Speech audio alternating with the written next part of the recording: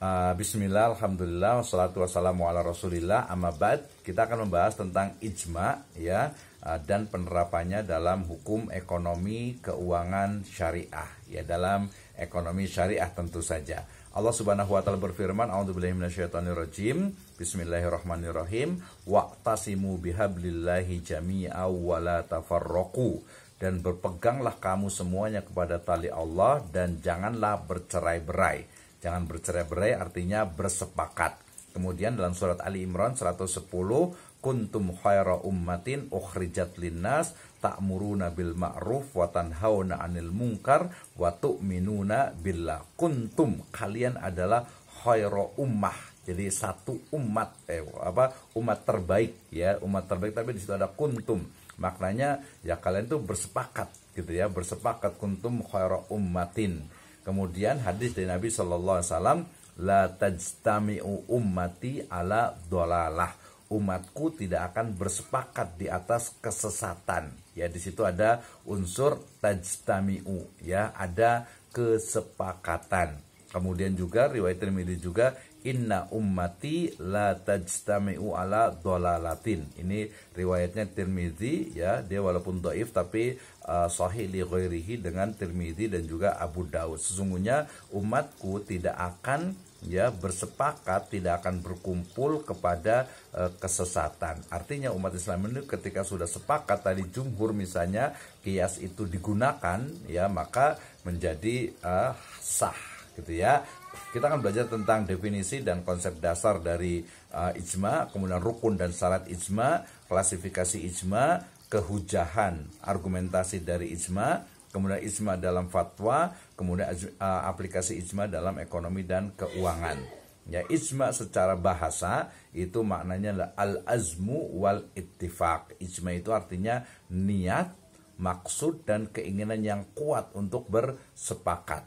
Ya, sebagaimana surat Yunus ayat 71 fa ajmi'u amrokum wa syurakaakum. Karena itu bulatkanlah keputusanmu dan kumpulkanlah sekutu-sekutumu untuk membinasakanku. Nah, ini fa ajmi'u, ada ijma. Secara terminologi, ijma itu adalah ittifaqul ulama ul asri alal hukmil hadisah. Kesepakatan para ulama pada suatu masa atas permasalahan yang baru. Kalau tadi qiyas itu adalah menganalogikan, berarti perseorangan. Kalau qiyas itu adalah kesepakatan para ulama pada suatu masa tentang suatu permasalahan baru yang belum terjadi sebelumnya. Ya, jadi sangat jelas sekali. Misalnya gimana nih kalau misalnya transplantasi dari ginjal khinzir, ginjal babi misalnya. Dulu kan sempat ada tuh ya, transplantasinya bagaimana nih? Ya, misalnya ijma sepakat. Ya, kalau Indonesia berarti ya tadi bunga bank ya, keputusan fatwa MUI yang menjadi ijma bahwasanya bunga bank itu adalah haram. Ya, Salamadkur menyebutkan ijma itu adalah kesepakatan para mujtahid ya dari umat Islam atas hukum syara mengenai suatu masalah pada suatu masa sesudah Nabi wafat. Ya, Abdul Wahab Khalaf menyebutkan ya bahwa ijma itu adalah bersepakatnya seluruh ulama mujtahid dari kaum muslimin pada suatu masa setelah wafat Nabi pada hukum syar'i yang mereka hadapi. Imam Malik menyebutnya adalah ijma fuqaha ulama Madinah. Jadi kalau Imam Malik itu beliau salah satu dari dasar hukumnya adalah amal ahlul Madinah. Ya, jadi amalan dari ahlul Madinah. Ya, mazhab Syiah ijma diakui adalah ijma dari kalangan mujtahidin Syiah saja. Ya, kemudian Dzohiri menyebutnya yang terjadi hanya ijma sahabat saja.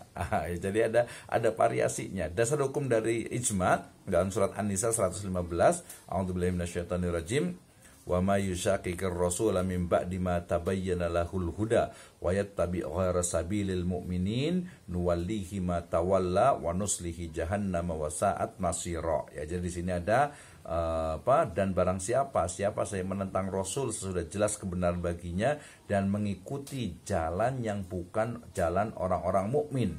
ya, wa yattabi ghaira sabilil mu'minin, kami biarkan ia leluasa terhadap kesesatan yang telah dikuasainya itu, dan kami masukkan ia ke dalam jahanam, dan jahanam itu seburuk-buruk tempat kembali. Jadi di sini ada ijma'nya itu adalah sabilil mu'minin, dari jalan orang-orang yang beriman. Namanya jalan orang yang beriman berarti orang mukmin itu bersepakat di jalan itu, gitu ya. Itu adalah dasar ijma'nya.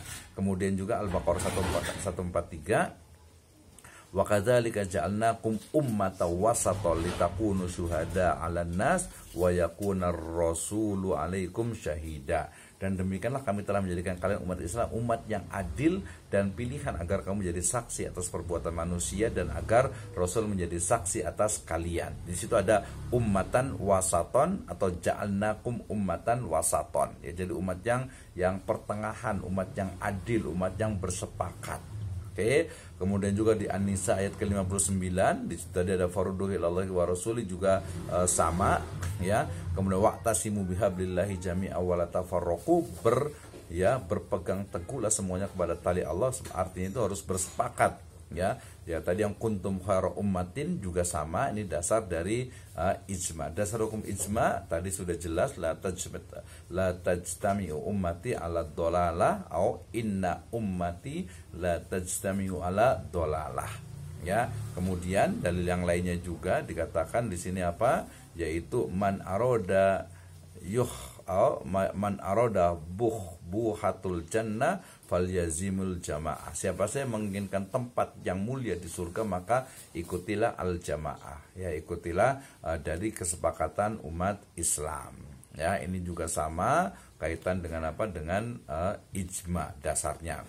Asar ulama tentang ijma banyak sekali, diantaranya riwayat dari Ahmad dan Tirmidzi, alaikum bil jamaah wa iyyakum wal furqah fa inna syaitan ma'al wahidi wa huwa minal isnaini ab'adu wa man arada bihabhatil jannati fa alaihi bil jamaah. Tetaplah bersama jamaah dan waspadalah terhadap perpecahan. Jadi ada ijma. Ibnu Taimiyah juga menyebutkan tentang ijma itu adalah benar adanya, karena umat ini walhamdulillah tidaklah mungkin bersatu dalam kesesatan.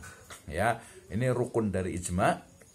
Nah, jadi ijma itu juga harus ada rukunnya. Ya, tidak cukup ijma dikeluarkan oleh seorang mujtahid. Ya, jadi ijma itu adalah kesepakatan, ya, dari beberapa ulama.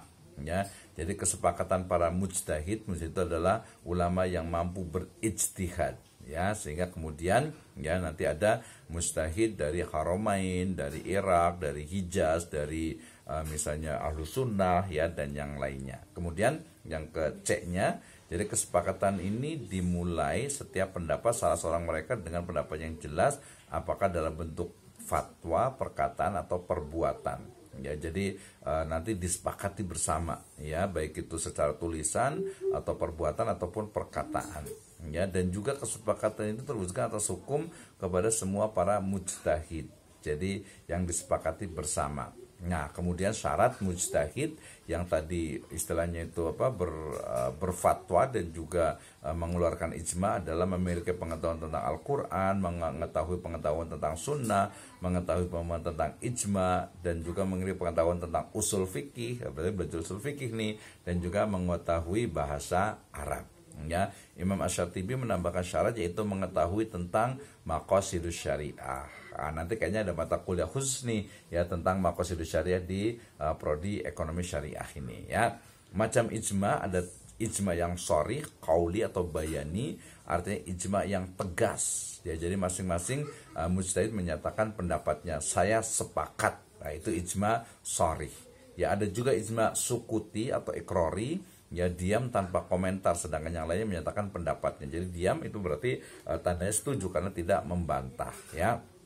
Dari kalangan Syafi'i dan juga Maliki, ya, menyebutkan tidak dapat dijadikan landasan hukum sebab diam itu bisa setuju bisa juga tidak. Jadi ada pendapat kalau ijma itu mestinya ijma yang sharih, ijma yang tegas, ya. Sementara di kalangan Hanafi dan Hambali, ya, ijma sukuti juga sah, ya, dan bisa menjadi sumber hukum, ya.